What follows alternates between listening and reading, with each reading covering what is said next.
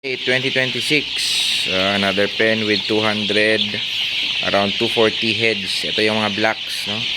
So kulang na pala yung ating pakainan. Grabe, no? Kaya pala natatalo na yung iba. Ayan. So ganito maging breeder. Pag breeder ka, dapat ready ka sa days na wala kang buyers, no? So maiiwan yung mga sisiw. Sa batch na to, 840 plus itong naiwan. May mga namatay na, pero hindi pa naman ganong madami, no? So may mga losses ng farm na hindi nakikita ng iba. Kala ng iba masyadong madaming pera-pera sa breeding, no? So ayan, sa isang batch lang to, no? 240 plus kasi sabi nga natin, 840 plus to sila. So meron pang ibang pens.